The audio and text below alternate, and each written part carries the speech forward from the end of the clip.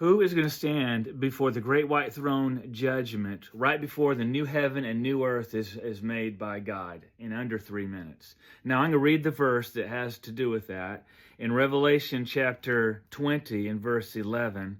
And I saw a great white throne and him that sat on it, from whose face the earth and heaven fled away, and there was found no place for them. And I saw the dead, small and great, stand before God, and the books, plural, were opened, and another book was opened, which is the book of life. And the dead were judged out of those things which were written in the books according to their works. There's so much here. And the sea gave up the dead which were in it, and death and hell delivered up the dead which were in them, and they were judged every man according to their works. And then death and hell were cast into the lake of fire. There's a lot going on here. I'm not going to be able to cover it in one video.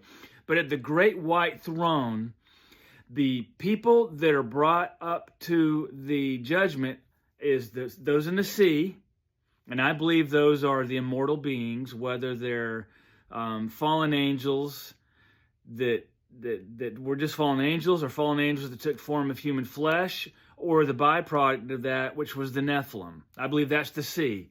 Because the Bible said at the end, when there's a new heaven and the earth, there'll be no more sea. And I believe that sea was put there as a divide to separate the throne of God from the corrupted universe that was now here because of Lucifer's sin in Ezekiel 28 and Isaiah 14. So to see, those in the sea, I believe are the immortal beings that are going to be judged. And we see that they are judged and cast into the lake of fire. Death are all those that die, I believe, in the millennial kingdom, but did not have a judgment yet.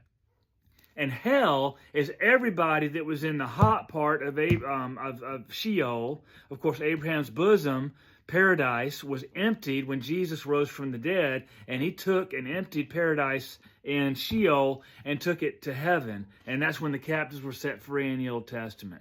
So the books are the dispensations in which you lived. Those books are opened.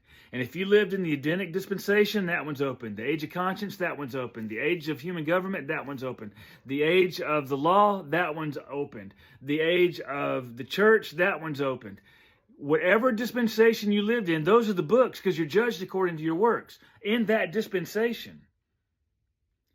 And then at the end, if you're found guilty and your name is not in the book of life, that's how you're found guilty, you'll be cast into the lake of fire. That's all I can cover on this one, but let me know what you think.